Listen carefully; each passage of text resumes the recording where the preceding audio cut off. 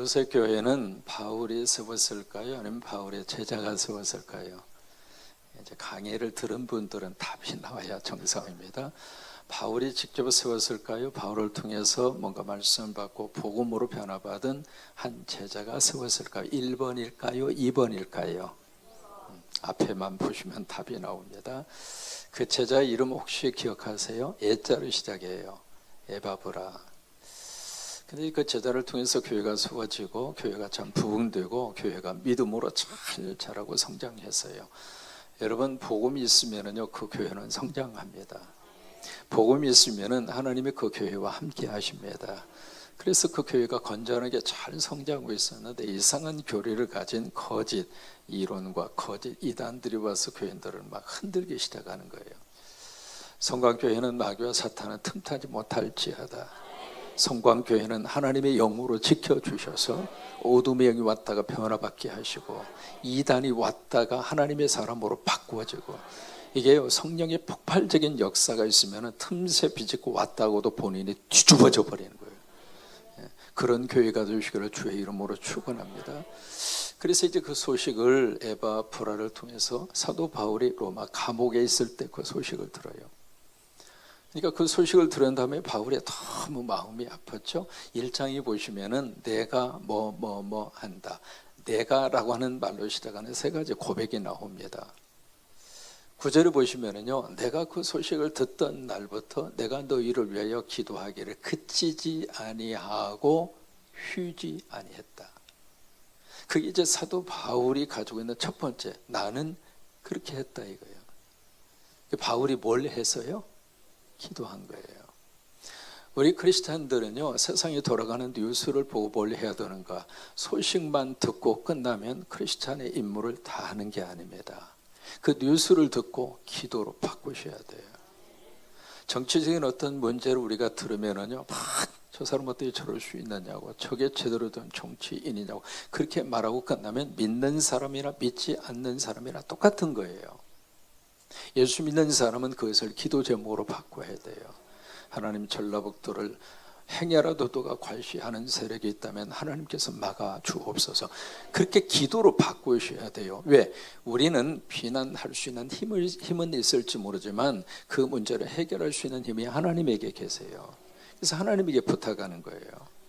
그래서 바울은 이 골로새 교회의 그 형편과 사정에 대한 소식을 들은 다음에 마음속으로 그냥 걱정하고 염려하고 끝난 것이 아니라 내가 듣던 그날부터 내가 너희를 위하여 계속 기도했다. 여러분, 사람이 줄 수 있는 최고의 선물이 무엇일까? 기도입니다. 기도처럼 좋은 게 없어요. 내가 줄 수 있는 선물은 그렇게 많지가 않습니다. 근데 하나님이 줄 수 있는 선물은 내가 생각한 것 그 이상으로 엄청납니다. 내가 기도한다는 이야기는 하나님에게 부탁하는 거예요. 그럼 하나님이 알아서 내 기도하는 그 대상자에게 하나님이 부어주시는 거예요. 그래서 부모가 자식에게 줄 수 있는 최고의 멋진 유산은 기도입니다. 기도를 심어 놓으면 그 기도는 절대로 없어지지 않아요. 때가 돼서 열매로 나타나고 때가 돼서 응답으로 나타나고, 그게 아멘. 그래서 기도처럼 좋은 선물이 없어요. 여러분, 계속 기도의 선물을 우리 후손들을 위하여 남기시기 바라고, 우리 자녀를 위하여 남기시기를 바라고, 내가 섬기는 이 교회를 위해서 계속 기도해 주세요. 제가 지금까지 47년 목회했거든요. 제가 지금까지 건강하게 목회할 수 있었던 가장 중요한 이유는 성도들의 기도입니다. 참 저는 그게 너무 고마워요. 처음에 목회할 때 참 많이 들었던 기도가 있어요. 우리 젊은 종, 우리 목사님. 저도 한때 젊은 종이었습니다. 그래서 그렇게 막 기도를 해 주시더니 언제부터가 젊은 종이 없어져 버렸어. 이미 목회 20년 하는 동안 그 교회인들이 계속, 제가 지금도 기억하는 권사님 이동석 권사님이라고 계세요.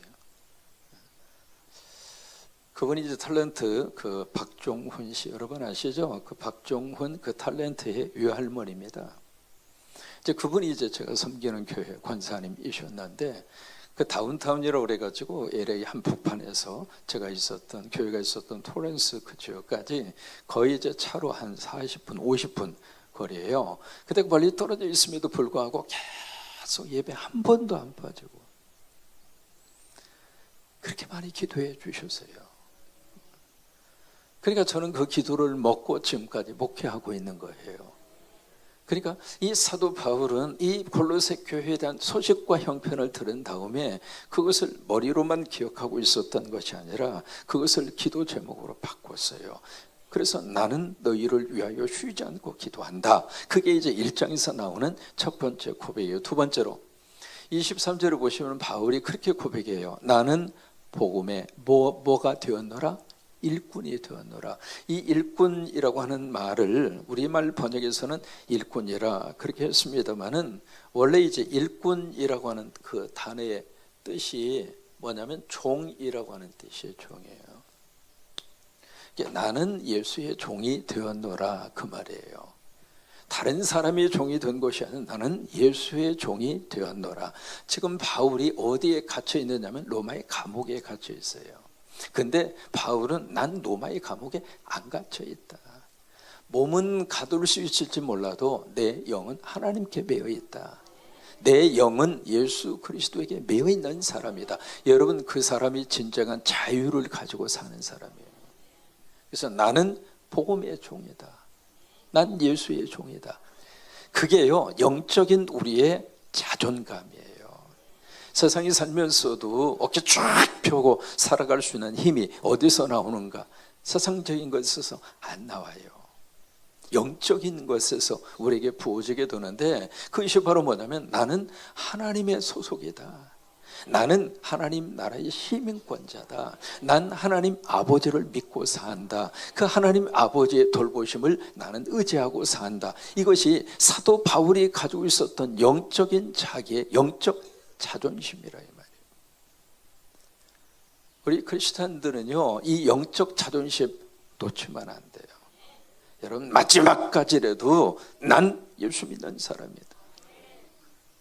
지난번 우리 장로, 그 군산 장로회 우리 선교를 위한 음악회 있었잖아요. 우리 장로는 군산 장로의 장로님들이 전국 장로 대회에서도 그 찬양을 불렀고 이번에도 불렀는데 제목이 아예 크리스찬이에요. 그 찬양 시작하기 전에 가장 먼저 우리 그 김민재 장로님이라고 계세요. 그 장로님이 아마 성광교회 섬기실 거래요.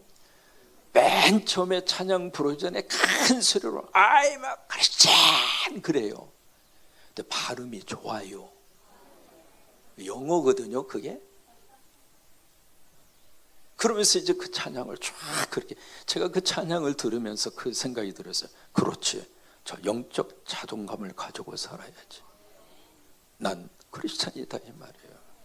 난 예수의 종이라고 하는 거예요. 그리고 어떤 물질적인 문제라든지 세상적인 문제 속에 딱 부딪히면은요, 그 영적 자존감이 무너지지 않으면 사람은 그때부터 어떻게 사는가? 벌써 삶의 자세가 달라요. 그러니까 바울은 바로 이제 골로새 이 성도들에게 편지를 딱 보내면서 나는 복음의 종이다. 여러분 모두가 다 우리는 예수의 종입니다. 사탄의 종이 될 수 없습니다. 어둠의 영의 종이 될 수 없습니다. 더러운 영의 종이 될 수 없습니다. 따라서 하시죠. 나는 예수의 종이다. 저는 손 들었는데 왜 손 몇 분밖에 안 나는 예수의 종이다. 서로 축복하세요. 예수의 종님, 예수님의 종님.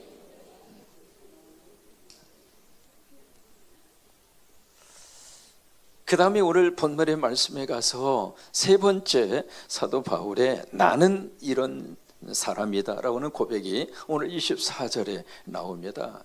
24절에 보시면 같이 한번 읽겠습니다. 나는 이제 너희를 위하여 받는 괴로움을 기뻐하고. 자, 지금 사도 바울이 기뻐해요. 뭘 기뻐해요? 고통을 기뻐한다는 거예요. 고통을 기뻐하는데 왜 지금 사도 바울이 괴로움을 당하고 고통을 당하고 있는가? 누구 때문에? 너희 때문에. 그 너희가 누구냐면 골로새 교회. 그러면 사도 바울이 골로새 교회 세웠어요, 안 세웠어요? 안 세웠어. 사도 바울이 목회했어요, 안 했어요? 안 했어요. 아무 상관이 없어요. 근데 무슨 고통을 당해요? 그들을 위해서. 그러니까 여기라고 하는 말은 골로새 교회를 포함을 한 사도 바울이 지금까지 사역하고 세웠던 모든 교회예요.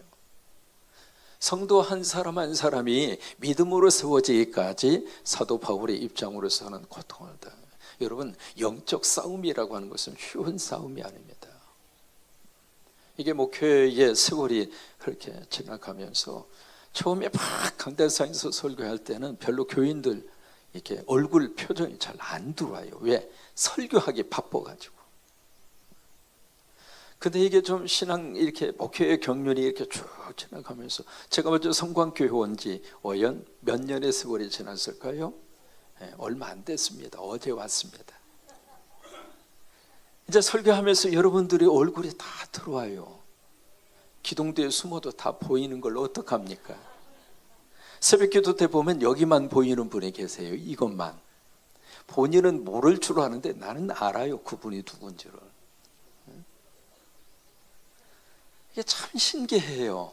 왜 그러냐면 이런 표현을 써볼게요. 여러분이 제 안에 들어와 계세요. 연합집회를 하면 나름대로 군산신 장 모이면은요 참 묘해요. 딱 가서 누구만 보일까요? 성광교회 교인만 보여요. 어디서 숨어 있어도 벌써 우리 태우가 눈에 보이잖아요. 예배인도 때문에 딱 이렇게 들어오는데 별이가 저기 앉아 있다가 별이라고 하는 친구가 내 팬클럽 멤버입니다. 할머니 옆에 앉아 있다가 쪼르르 오더니 와서 꼭 하나 주는데 얼마나 행복한지. 아무라도 끼얹지 않아요. 몇 살 이상 몇 살 아래만 하지. 이게 바로 뭐냐면 이게 참 목사의 마음속에 교인들이 들어와 있으니까 그 교인들의 얼굴의 표정과 기도 제목과 그리고 그분의 삶과 형편이 마음에 와닿는 거예요. 바울은 자신이 세웠던 세우지 않았던 그 모든 교회들이 바울의 가슴 속에 있어요.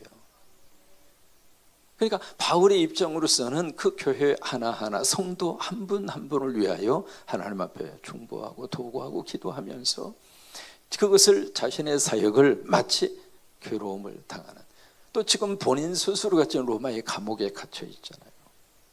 근데 그 괴로움을 바울은 지금 어떻게 표현하고 있는가? 나는 이 괴로움 속에서 나는 기쁘다는 거예요. 기쁘다는 거. 여러분, 이게 믿음이 아니고서는 설명이 안 되잖아요. 고통을 기뻐하고 고통을 즐길 사람이 누가 있어요? 여러분, 예수 이름 안에서 고통이 다 사라지기를 축복해요. 근데 아멘은 했지만 고통 안 사라져요. 근데 그 고통 속에서 나도 모르게 참 힘들고, 지금 수험생을 앞둔 부모님들의 심정, 아이들보다도 고3 그리고 이 수능을 준비하는 친구들도 부모님들이 더 떨고 있어요. 그게 솔직한 심정이에요. 그 부담이 참 크거든요.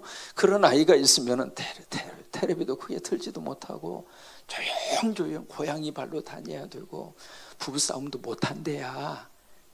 그냥 그 아이를 위해서. 근데 그 괴로움, 그 스트레스, 그 속에서 누가 그 괴로움 속에서 기쁨을 가질 수 있겠느냐고요. 그런데 바울은 그 고통 속에서 나는 기쁘다요. 나는 너무 행복하다는 거예요. 이게요, 믿음 안에서 주시는 하나님의 거룩한 삶의 태도입니다. 로마서 5장 3절 말씀에 내가 환난 속에서 내가 환난을 기뻐하나니 이 환난은 인내를, 인내는 연단을, 연단은 뭘 이루어요? 소망을 이루는 줄 누가 아는가? 내가 안다 이거예요. 그러니까 환난 속에서도 내가 기뻐하고 환난 속에서도 내가 즐거워할 수 있는 이유는 뭔가? 환난 자체가 좋아서 기쁘다 그 말이 아닙니다. 이 환난 뒤에 하나님이 주실 놀라운 축복을 바라보니까 그것이 바로 뭔가? 희망이라 이 말이에요. 여러분, 환난을 희망으로 만들어낼 수 있는 것이 바로 믿음이라 이 말이에요. 그래서 바울은 그 속에서 내가 너희들 때문에 참 괴로움을 많이 당하는데, 복음 전하다 유대인들에게 쫓기고 유대인들에게 죽음의 고비를 한두 번 당한 게 아니잖아요. 빌립보에서 복음 전하다가 떼거지로 덤벼들으니까 아덴으로 도망을 나와야 되고, 그래서 계속 바울을 추적하는 그 세력들 때문에 너무너무 힘든 그 고통의 과정 속에서 목회를 하고 사역을 했는데, 그런 속에서도 나는 기쁘다고 하는 거예요. 저는 이 영성을 우리 목회자들이 가졌으면 좋겠어요. 그리고 이 영성을 우리 장로님들이 가지셨으면 좋겠어요. 하나님의 교회를 섬기면서 힘들어, 그러나 난 기뻐. 왜? 하나님이 이 일을 나에게 맡기셔서 일을 하니까. 세상의 일이 아니라 영적인 일이고 하나님이 기뻐하는 일이고 영혼을 살리는 일이고. 오늘 어느 집에 신방을 갔는데 그분 때문에 최근에 군산대학에서 은퇴를 하신 법과 대학의 교수님이 우리 교회에 출석을 하셨는데, 이제 기억하실지 모르겠습니다. 모자 쓰고 오시는 분이 계세요. 부인은 권사님이세요. 근데 이 법과 교수님 생활을 했으니까 얼마나 우리가 상상할 수 있는 그런 생각을 가지고 계신 분인데, 그렇게 전도를 해도 안 오신 거예요. 교회 가자고 그러도. 응? 그러셨는데 그분이 이제 전도받고 우리 교회에 오신 거예요. 이게요, 얼마 전에 그 가족 전체가 다 우리 교회에 왔습니다. 아빠 교회 나가게 됐다고, 아빠가 성광교회에 등록했다고. 그래서 자녀들 모두가 다 떼거지로 우리 교회로 왔어요. 와가지고 혹시 기억하세요? 로비에 쭉 서가지고 우리 아빠 성광교회 교인 됐다고. 얼마나 기도를 많이 했으면. 근데 그분이 우리 교회에 오셔서 등록하시고 이 교회에 등록할 수 있도록 해줬다고 그래서 오늘 제가 신방받은 그 집이 그 교회, 우리 교회로 인도해 줬다고 밥을 사주더래야. 그래서 그랬어요. 천국 가면 가장 고마운 사람이 누구인가? 나 예수 믿게 해준 사람. 그 사람이 최고로 고마운 사람이었다. 고마운 사람. 그러면서 이제 바울이 내가 남은 이 저기를 위해서 내가 이제 기뻐하는데, 그 다음에 참 중요한 고백을 24절에서 하고 있습니다. 뭐냐면 내가 괴로움을 기뻐하고, 다음에 같이 한번 읽습니다. 그리스도의 남은 고난을 그의 몸된 교회를 위하여 내 육체에 채운다라. 이 부분을 여러분 해석을 좀 들으셔야 돼요. 그리스도의 남은 고난, 그러니까 여러분 십자가에서 예수님이 고난 당하시고 마지막 하신 말씀이 혹시 기억하세요? 가상 7원 가운데 가장 마지막 말씀, 다 이루어 완성이 됐는데 뭐가 부족해서 남은 고난이 있을까? 여기서 말하는 고난이라고 하는 것은 예수님이 십자가의 고난, 구속의 고난을 말하는 게 아니에요. 여기에 그리스도의 남은 고난이라고 하는 것은 두 가지를 의미합니다. 첫째로 바울이 전도를 하고 선교를 할 때 그 지역의 모든 사람들이 다 예수를 믿은 게 아니에요. 아직도 전도해야 돼요. 아직도 십자가 세워야 돼요. 그것이 바울의 입장으로서 주님의 복음의 역사에 남은 고난이구나. 우리 성광교회가 11개 나라에 지금 107개 십자가를 세웠어요. 그것은 우리 교회가 감당해야 할 그리스도의 남은 고난이에요. 여러분 앞으로도 그 고난 잘 감당하셔서 십자가 세우는 사역 중단 절대로 하지 마세요. 왜요? 십자가 세우면서 하나님의 복이 임합니다. 우리 교회는 십자가 세우는 사역을 통해서 하나님이 우리 교회에게 눈으로 보여주신 게 있어요. 우리 교회가 지금 해마다 참 하나님께서 11조의 축복을 해마다 늘려주세요. 무슨 얘기예요? 성도들에게 하나님이 그런 복을 주시는 거예요. 그러니까 그리스도의 남은 고난을 우리가 채워가면 그 사역에 동참하는 교회와 성도들을 하나님 축복하시는 거예요. 그러면서 바울은 나는 그리스도의 남은 고난을 내 육체에 채우겠다. 그래서 바울이 열심으로 선교하고 로마까지 가고, 왜 로마에 갔어요? 그의 마지막 사역의 최종 목적지가 서바나예요. 스페인. 거기까지. 성경은 그걸 기록하지 않고 있습니다만은 로마에서 재판을 받고요, 무죄로 석방이 된 다음에 바울은 서바나로 갑니다. 가서 그의 선교 마지막 당근 목적지 서바나에서 복음을 전합니다. 그러다가 다시 로마에 와서 어떻게 죽었어요? 참수형을 당하고 죽습니다. 바울은 끝까지 나는 이 한 생명이라도 예수 믿도록 해야 하는 그리스도의 남은 고난 그 일에 최선을 다한 거예요. 그래서 그걸 내가 육체에 채우겠다고 한 거예요.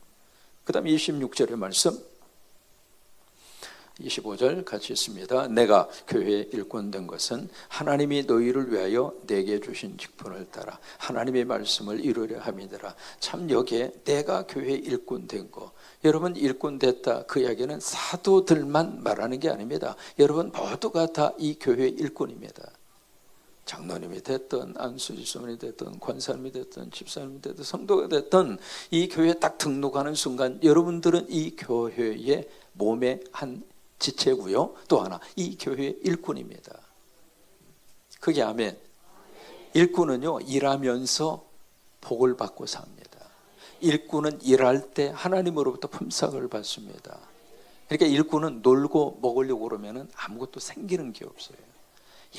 열심히 일하면 일하는 것만큼 하나님이 거기에 맞는 것을 하나님이 공급하시고 맞는 것을 채워주시고 일한 대가를 하나님이 허락해 주시는 거예요.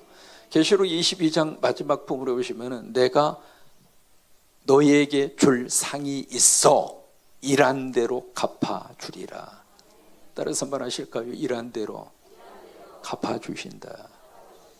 그래서 여러분 이 교회를 섬기시면서 열심히 일하세요. 일할 수 있을 때 일하시고 사역할 수 있을 때 사역하시고 열심히 일하시는 게 없어지는 것이 아니라 그 일한 것에 대한 하나님의 상급이 분명하게 있습니다.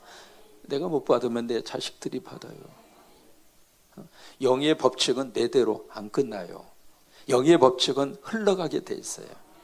그러니까 내 부모님들이 심어놓으시고 내 부모님들이 섬기시고 내 부모님들이 일한 대가를 자녀들이 받을 때가 있고 손주가 받을 때가 있고, 그래서 내가 여기에 교회에 일꾼이 된 그 목적이 바로 뭔가, 여기에 첫 번째로 내가 일꾼이 된 것은 하나님이 너희를 위하여 내게 주셨다. 여러분 교회의 직분은 누가 주는가? 하나님이 주시는 거예요. 이번에 추수감사절에 6분의 장로님들 누가 패택해 주셨는가? 하나님 패택해 주셨어요. 여러분을 통해서. 우리 안술 입사님들, 권사님, 그리고 우리 명예 권사님, 누가 그분들을 임직하게 하시는가? 하나님이세요. 그러니까 이 직분을 누가 주셨는가? 하나님이 주셨다고 하는 거예요. 그래서 그 직분을 하나님이 주셨는데 그 직분을 통해서 하나님이 뭘 목적을 이루시기를 원하는가? 하나님의 말씀을 이루려 함이라. 그럼 바울이 교회의 직분이 된 것이 하나님께서 그를 사도로 직분자로 삼아 주셨는데 그 직분을 주신 이유가 뭔가? 하나님의 말씀을 이루려 하십니다. 이게 바로 무슨 뜻이냐면 하나님의 메시지를 전하는 것이 나에게 주신 직분의 목적이다. 이게 바울이 받은 직분의 목적이에요. 목사로서 제가 이제 부름받아서 평생을 사역자로 지금까지 살고 있는데, 목사의 가장 중요한 직분의 목적은 말씀을 성도들에게 전달하는 거예요. 그게 하나님의 말씀을 이루는 거예요. 그래서 제가 우리 성광교회 섬기면서 내가 너무 행복한 거가, 참 처음에 하나님 앞에 그렇게, 하나님 이 교회 내가 목회하는 동안에 성경 전체 꼭 강의하게 해서 지금 거의 다 이루었습니다. 그렇게 할 수 있는 은혜를 주신 것이 감사하고, 그렇게 할 수 있도록 여러분들이 열심히 참여해 주시고 같이 강의의 자리에 같이 이렇게 달려와 주시고, 그래서 이게 가능했던 거거든요. 그러니까 하나님의 말씀을 이룬다는 이야기는 하나님의 말씀을 말씀으로 선포한다 그 말이에요. 그걸 위해서 하나님이 나에게 직분을 주셨다 그 얘기예요. 그러면서 그 다음 절에 26절입니다. 이 비밀이 뭐냐면 하나님의 말씀이에요. 그 말씀의 비밀은 만세와 만대로부터 감추어졌던 것인데 이제는 그 성도들에게 나타났고 계시가 됐다 그 말이에요. 그러면서 27절 말씀 같이 한번 고백합니다. 하나님이 그들로 하여금 이 비밀의 영광이 이방인 가운데 얼마나 풍성한지를 알게 하려 하심이라. 이 비밀은 너희 안에 계신 그리스도니 곧 영광의 소망이다. 이 비밀의 구체적인 내용으로 이게 설명합니다. 이 비밀이 뭔가? 너희 안에 계신 누구? 예수님. 여러분, 예수님이 어디에 계세요? 내 안에 계신다 이 말이에요. 내 안에. 예수님이 먼 곳에 계시고 나는 여기서 발버둥 치고, 안 그래요. 예수님 영접하면 예수님이 여러분 안에 계세요. 그러니까 넘어져도 주님은 여러분 안에서 같이 넘어지고 같이 속상해하고, 막 지금 힘들고 어려움 때문에 눈물 쏟으면 주님도 같이, 그렇지, 힘든 세상 내가 네 맘 알아, 내가 네 맘 알아. 이게 주님이 우리에게 주시는 놀라운 하나님의 은혜입니다. 나와 함께 하신다 그 말이에요. 이게 비밀이라고 하는 거예요. 너희 안에 계신 그리스도다. 비밀은 바로 내 안에 계시는 그리스도다. 이게 감춰져 있었어요, 구약 시대에. 근데 이것이 예수 안에서 드러났다 이 말이에요. 그래서 여러분 모두가 다 내 안에 주님 모시고 사는 겁니다. 할렐루야. 이게 예수 믿기 전과 예수 믿은 후에 엄청난 변화입니다. 우리 브리스토리의 찬양처럼 내 안에 누가 살고 있는가? 주님이 살고 계세요. 그래서 우리가 걱정거리가 막 몰려올 때에도 주님에게 살짝, 주님 아시죠? 그래, 알아. 나한테 맡겨. 배구식으로 말하면, 배구 저기로 말하면 나한테 토스해. 그럼 내가 알아서 처리할게. 그러니까 내 안에 계신 그리스도가 바로 하나님이 지금까지 감추어 놓으셨던 비밀이라 이 말이에요. 그때 그 비밀이면서도 27절 말씀에 그 예수 그리스도가 영광의 소망이라고. 장차 우리가요, 영광스러운 하나님 나라의 거룩한 희망을 누가 주는가? 예수님이 주세요. 그래서 이것 때문에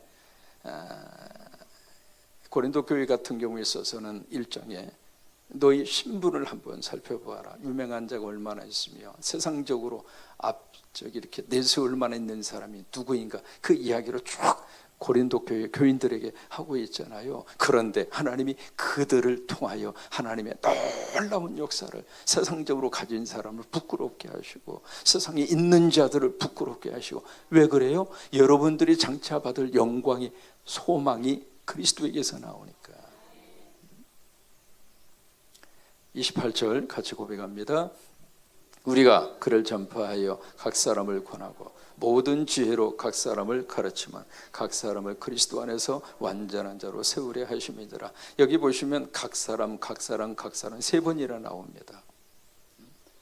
그러니까 여기에 복음을 전해서 어떻게 하는가? 여러분, 한 사람 한 사람을 복음의 거룩한 메시지가 각 사람을 권하고, 다시 말해 권면하고 일으켜 세우고, 이게 말씀의 거룩한 역사입니다.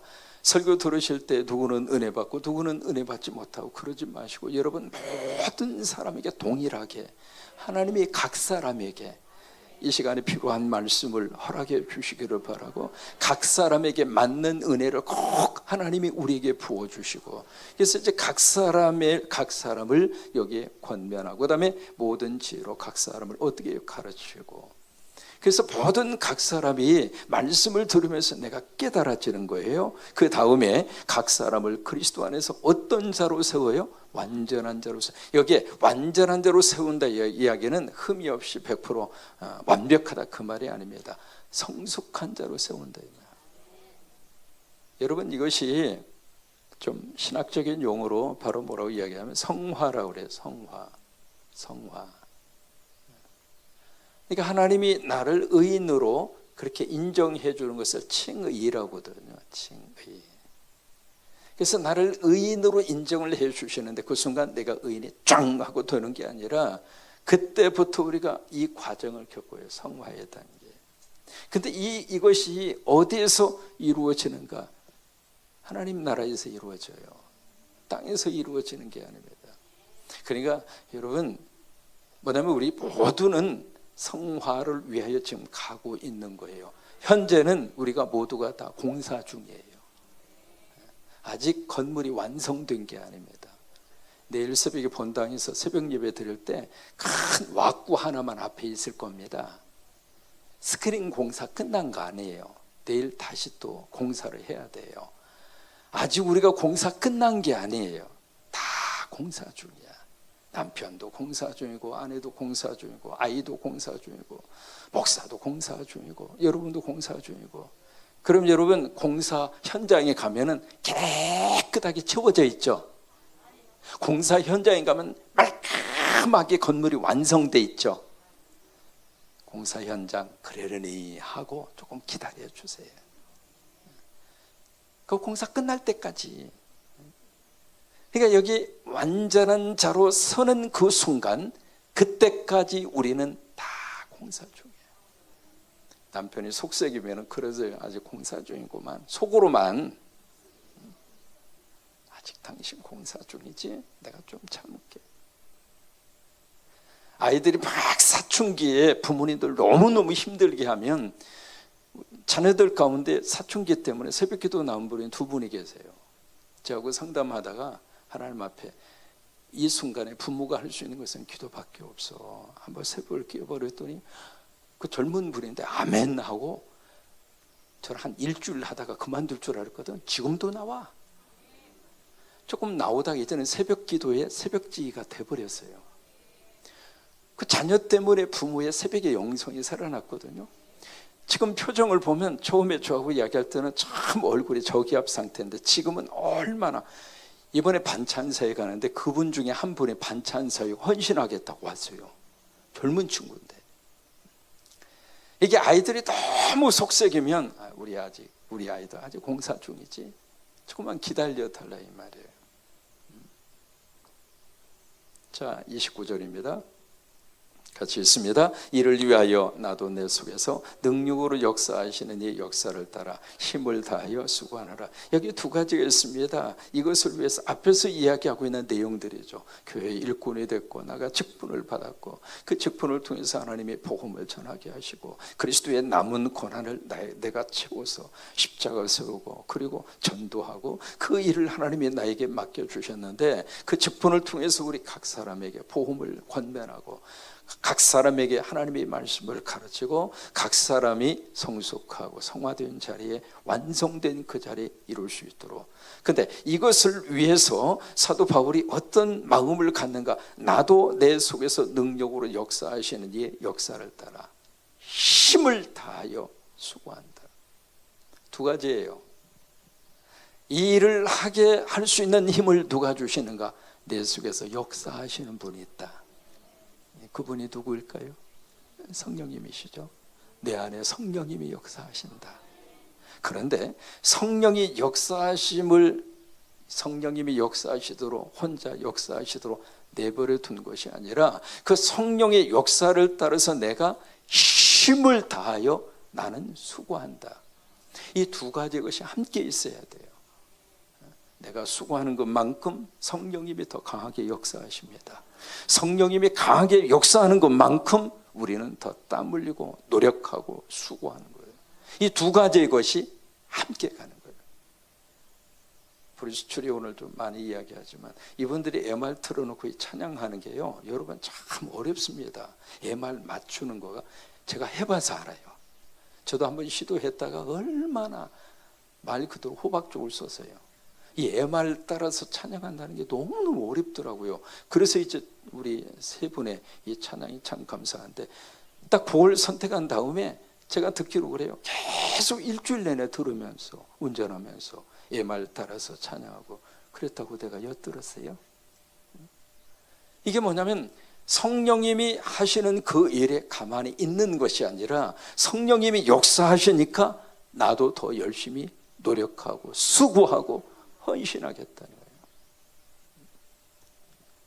개인적인 이야기입니다. 개인적인 이야기인데요, 제가 성강교회 와서 하나님 앞에 꼭 기도했던 내용이 있습니다. 하나님, 제가 강대상을 떠나게 해주세요. 다시 말해 설교 원고에 매이지 않게 해주세요. 내가 이 기도 제목을 가진 것이 처음 미국 가자마자, 거기에 이제 그 헐리우드 여러분 아시잖아요. 장로교가 있어요. 장로교. 그 오글비라고 하는 그 목사님이신데 나중에 이분이 미국의 상원 의원 거기에 가면 채플린이라고 있습니다. 상원 의원 목사님이 계시거든요. 상원 회의를 하기 전에 꼭 그 상원 의원의 담임 목사님이 기도하고 상원을 열고 그래요. 그 담임 목사님으로 가신 분이거든요. 제가 그 오글비 목사님의 도전을 받고 설교자는 저래야지. 그때 도전받고 그 도전을 성광교회에 와서 제가 시도한 겁니다. 수십 년 걸렸습니다. 그걸 해보려고. 하루아침에 된 게 아닙니다. 그래서 요즘에는 참 제가 감사한 거가요. 설교 작성 딱 하고 나면 90%가 제 머릿속에 들어와 있습니다. 제가 IQ가 3자리 숫자밖에 안 돼요. 똑똑한 사람이 아닙니다. 제가 미국 가서 대학 2개밖에 안 나왔거든요. 그렇게 똑똑한 사람이 아닌데 대학원 수석 1번밖에 안 했고 별로 그렇게 똑똑한 사람이 아닌데 설교 작성을 딱 하고 나면 90%가 머릿속에 딱 들어와 있는 거예요. 뭐냐면 성령님이 역사하시고 내가 노력하고 성령님이 역사하시고 그러니까 하나님께서 그렇게 역사를 하시고 나도 노력하니까 그렇게 하나님이 이끌어 가시더라. 여러분 이 시간 우리 자녀들에게 그 은혜가 충만히 임하시기를 바라고 우리가 자녀를 위해서도 그렇게 기도하세요. 노력도 하게 하시고 또 하나 성령님도 역사하여 주옵소서. 그래서 우리 자녀들을 통해서 그런 놀라운 역사들이 임하기를 주의 이름으로 축원합니다.